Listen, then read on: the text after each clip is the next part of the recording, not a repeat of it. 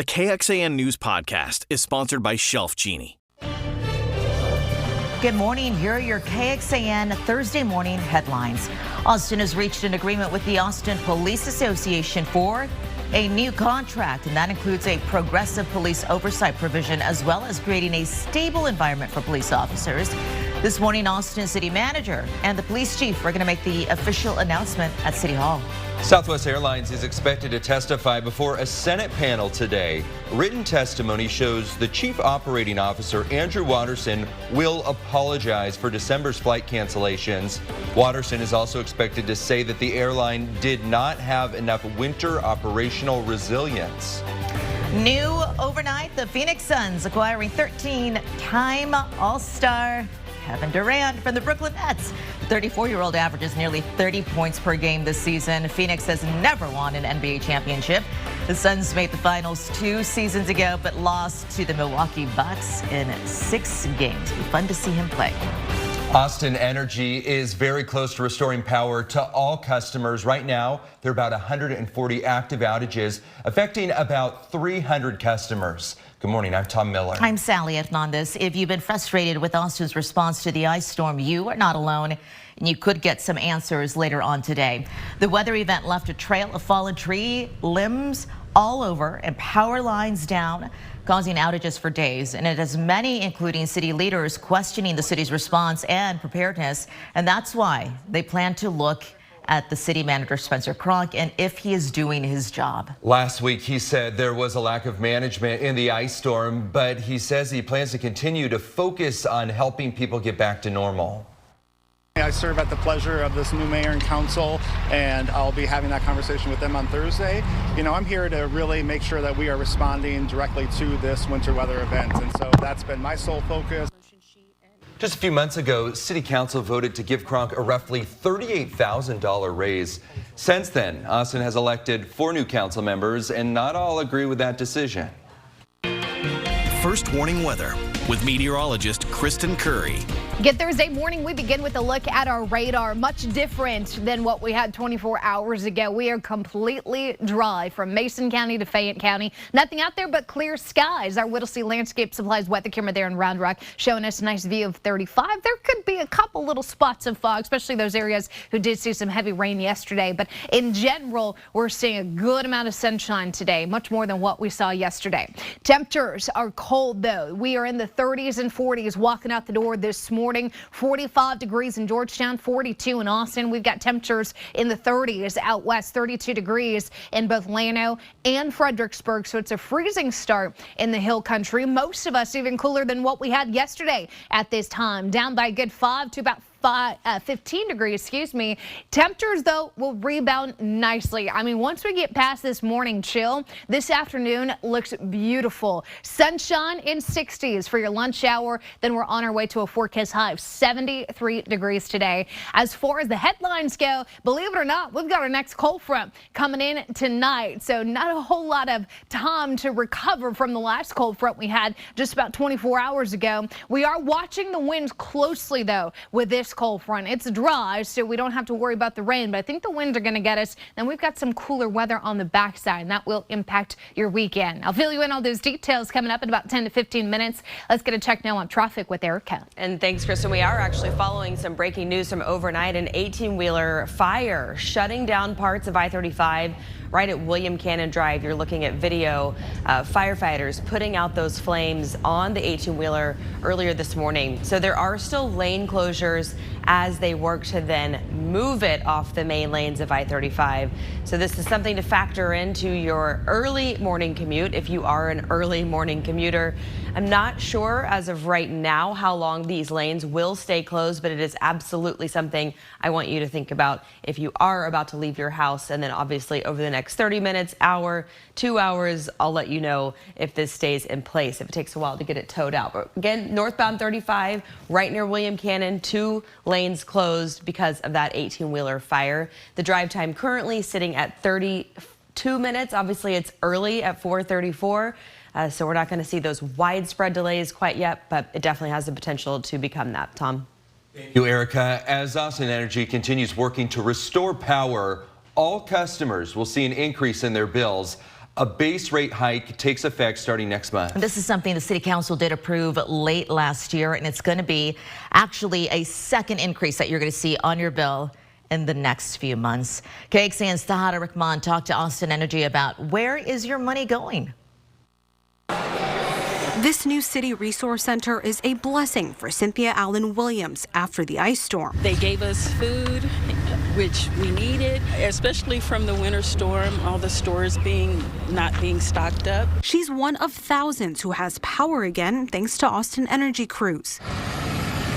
The utility says its upcoming base rate hike will pay for things like employees and equipment. So it's the cost of owning and operating Austin Energy. Utility spokesperson Matt Mitchell says next month's increase will add nearly $30 million to their budget, which will also help pay for recovery from this ice storm. So those include things like tree trimming, bucket trucks, labor, poles, transformers, conductor and contractuals, such as mutual aid. He says part of the money will also be reinvested into infrastructure. Any preventative measures that could be put in place to lessen the impacts of a storm like this in the future will be addressed in the after action report. Even so, for neighbors like Allen Williams, another hike in her energy bill is another challenge she doesn't want to face. The increase hurt a lot. Being able to keep the electricity on as is without a storm is hard.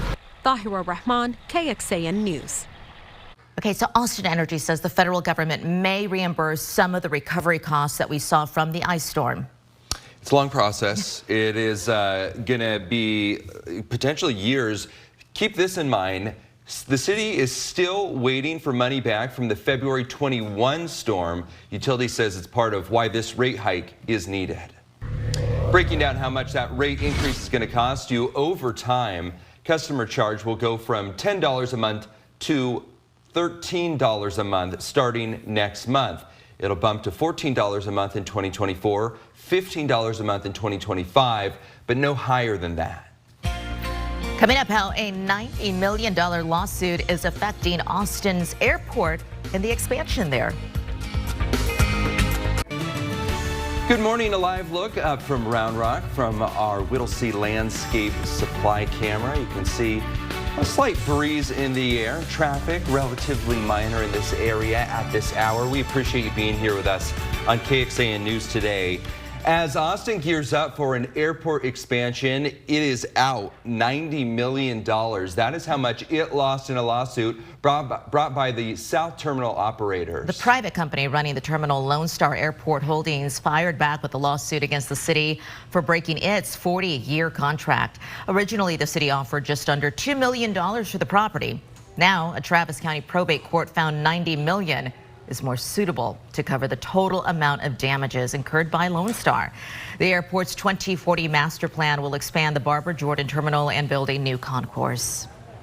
There will be a hearing in Washington today about China's suspected surveillance balloon. U.S. Secretary of State says the U.S. was not the only target here. Secretary Antony Blinken says China's military also spying on more than 40 countries. The U.S. shot down that balloon last weekend. Insurance experts weighing in on the winter storm we just went through and what they say you should do to better prepare for the next potential disaster. And we are hearing that the city of Austin has finally reached an agreement with the Austin Police Association. What changes and how it's going to work out. UT women and Texas Tech, second time around. Horns looking for a little revenge against the Lady Raiders. I've got more on that coming up. This KXAN News podcast is brought to you by Shelf Genie. I'm Rosie Newberry from KXAN Studio 512. Considering replacing your kitchen cabinets? Struggling to find or reach things? Go to shelfgenie.com/Austin. Shelf Genie designs custom pull-out shelves for your existing cabinets, adding convenience and value to the most used room in your home. Shelf Genie custom pull-out shelves, everything in reach. Good morning. Hope you're having a nice start to your Thursday morning as we take a live look outside along I-35. Things are flowing smoothly. The roadway lit up there. We appreciate you being here with us on KXAN News today. After 2 historic winter storms within 2 years, some are now asking how to better prepare for the next one. Insurance experts say it's a good time to re-examine your car insurance, also your home insurance policy. You bet. KXAN's Brianna Hollis spoke with someone who still didn't have power at the time of her story. Hopefully they get it on. They have it this morning, but yesterday they didn't have power and they're still having trouble getting help. This tree fell on our shed. It's busted. It's cold. It's dirty. It's just miserable. Alyssa Onyx and her Northwest Austin neighbors on Shady Oaks Drive are still in the dark. Nerves, fears. She says she's struggled getting help from insurance as she waits for the power to come back. On top of everything else, it has just been very, very dire and straining. Insurance experts say for certain compensation, like reimbursement for hotel stays, the damage to your home has to be significant. I'm not aware of any policy that does it just because your power is out. It's generally associated with something else happening to your home that makes it unlivable. While it's too late to adjust your home insurance policy to get you more returns from last week's storm, the Insurance Council of Texas says there are things you can do to put yourself in a better position next time. Now that we've gone through this and we know that this can happen, make a home inventory. They say the best way to do that is taking a 360 video of every room in your house. When it comes to car insurance, while it's not state law to have comprehensive coverage, the Insurance Council says people who didn't were out of luck if tree limbs fell on their vehicles. If you hit the tree, it's your collision. If the tree hits you, it's your comprehensives. While Onyx isn't quite getting the help she hoped for through insurance, she hopes her light at least flip back on soon. The darkness it's getting old. Brianna Hollis, KXAN News. Well, the Texas Insurance Council also recommends looking at your deductibles for home and car insurance and make sure that you can pay that amount in full if you encounter a worst case scenario with future storm damage. Taking a closer look, weather disasters are becoming more expensive across the country, with the National Centers for Environmental Information ranking 2022 in 3rd place for the costliest year, with cumulative losses adding up to $160 billion. That included 18 weather disasters. The average is around 8 per year. An influential woman now has her portrait hanging alongside other historic figures in the state Senate. The Senate added this new photo yesterday. Opal Lee, known as the grandmother of Juneteenth. That's the holiday that recognizes the day Texas slaves learned about the Emancipation Proclamation. She's 96 and played a fundamental role in getting Juneteenth recognized as a federal holiday. Portrait hasn't been added to the Senate gallery in more than 40 years until now. I was so happy and so humble. I wanted to do a holy dance, but the kids say I'm twerking when I do it. But I didn't. Lieutenant Governor Dan Patrick suggested her portrait be created and hung. State Senator Royce West also helping see the process through. He says portraits should reflect all Texans. State Senate voted unanimously in support of the new portrait, and well deserved. What an icon. Yeah. What a legend. Just a queen in every way. What a character too. Yeah. When your holy dance becomes the twerk of the 2023. Oh man, very well deserved. I love it. Let me show you what's going on with your forecast. We begin with a look at statewide radar because this storm that brought us some of that rain yesterday, well, it's out of here and we've got dry skies on the backside of it. Currently sitting at 42 degrees. Our winds are calm, humidity about 96%. Temperatures area-wide, it's cold out there. Down to freezing in Atlanta and Fredericksburg, 45, Georgetown, 41, and Bastrop, 39 in Lockhart. Everybody on the chilly side to start, but I'll tell you what, this afternoon will be so nice. This is the kind of day where you want to sit outside at lunch, maybe walk to the bus stop to pick up the kids. 73 degrees is where we'll be this afternoon with those south-southwest winds, about 5 to 15 miles per hour. I don't think you're going to see much in our skies except for that sunshine today. Once we get into tonight, though, the clouds quickly return. Watch this. Watch as we go from 10 o'clock tonight into tomorrow morning. A quick recovery in the cloud cover. I'm not yet buying anything in the way of rain overnight, but I do think tomorrow is going to be more of a mix of sun and clouds compared to today's blue skies. Let's talk about our cold front coming in tonight, because this is largely just going to be a wind maker and it's going to drop our temperatures. We do not expect anything in the way of rain with this boundary recovery tonight. So watch as we go into the day. You'll notice by this evening, here it comes, knocking on the doorstep of the northwest, and this is going to continue to slide its way into the central Texas region as we get into tonight. This is 9 o'clock tonight. We've already got those winds kicking up out of the north, gusting 30 to 30 miles per hour. And then overnight into tomorrow morning, man, you're still noticing those winds, 25 to 30 miles per hour. So the cold front tonight's a wind maker. When can we expect the rain? Well, as I get you into the weekend, watch on Sunday, the clouds start to fill in. Monday, we've got a low chance of rain. Tuesday morning, though, and really overnight Monday into Tuesday morning is when we can expect our next opportunity for some moisture. So our 7-day forecast shows low 70s and sunshine today. Cold front comes in overnight. This is going to leave us windy and cooler tomorrow in the 50s. For your weekend, we start cooler in the 50s, but by Sunday, then we start talking 60s. The rain chances we just mentioned Monday, Tuesday, largely going to be Monday night into Tuesday morning. Temperatures, though, will be warm enough to keep that rain as we're going to be in the 60s and 70s. Erica? Hey, thanks, Kristen. Something I'm monitoring early this Thursday morning at 4:50 is this 18-wheeler fire on northbound 35 near William Cannon. Now, I've got the TxDOT camera at Taft pulled up. It's the closest one working in that whole corridor, so I'm monitoring it closely for you. It's not backing up traffic that far south yet, but obviously it absolutely has the potential to do that. We do have 2 lanes closed up northbound 35 because of this 18-wheeler fire. So let me give you a closer look here on the map just so you can get some perspective if that's helpful for you. Factor this into your morning. If you do drive up northbound 35 from the south, not causing heavy delays yet, but if this stays in place with any lanes closed as we enter the morning rush hour, it definitely will cause some delays. So again, 18-wheeler that caught on fire. They're still working to clear that out. Fire department hazmat scene is on scene still currently. So that's closing some lanes. So watch out for that. I'll keep an eye on it, though. This is KXAN Sports, brought to you by Thomas J. Henry. Good morning to you. Texas women taking on Texas Tech. Longhorns with 5 straight wins. They sit alone atop the Big 12 standings and trying to get a little revenge. They lost in Lubbock to the Lady Raiders, and last night, Shea Holly gets the start. Sonia Morris, their second leading scorer, out with an injury, and Longhorns playing 3-ball. Shaylee Gonzalez knocking down the corner, and then the steal and the bucket from Gonzalez. Longhorns outscore Tech 17-8 in the first quarter, a little higher scoring in the second. Again, it's Gonzalez knocking down the 3. She had 25, including 10 for 10 from the free throw line. There's Morris. They're hoping to have her back soon. Breamber Scott played for Vic Schaefer at Mississippi State. She had 26 to lead all scorers. Longhorns, though, continue to knock down the triples. Rory Harmon came into the game with 4 on the season. She hit 3. Shea Holly knocks down the 3. Longhorns extend their lead to 22 points. Harmon with her 10th assist. Tech, though, scores 32 in the fourth quarter. Texas does hang on to win. They stay in first, 19th victory, but Vic Schaefer satisfied, but certainly not thrilled. Hard to win in this league. Texas Tech made it real hard.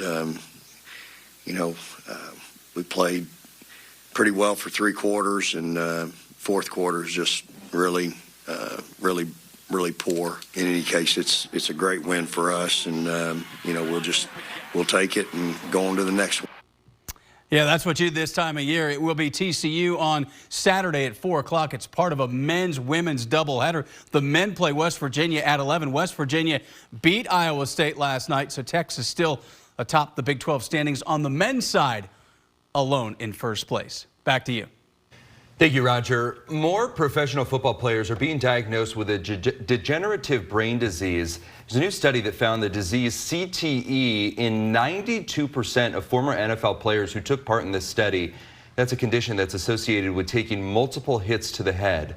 Boston University's CTE Center says it intentionally provided this data ahead of the Super Bowl.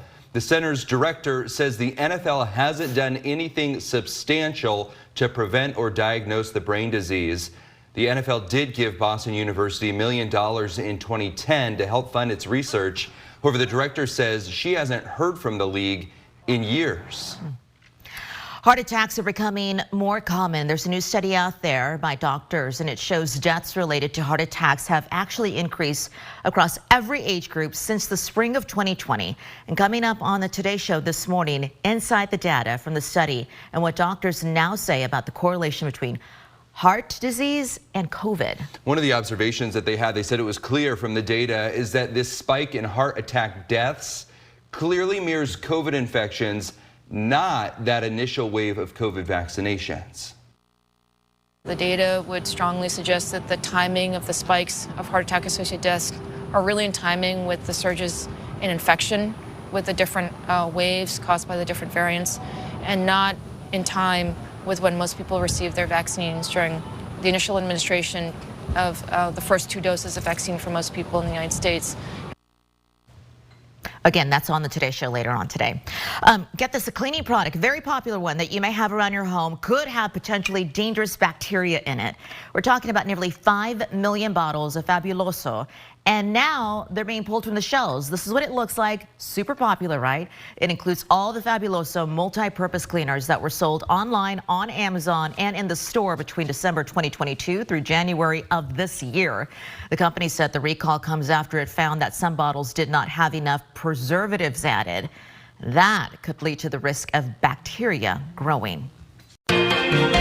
Thanks for joining KXAN News Today. You can also listen to KXAN News Nightly every weekday after 5:30 p.m. for in-depth coverage on what matters most to you.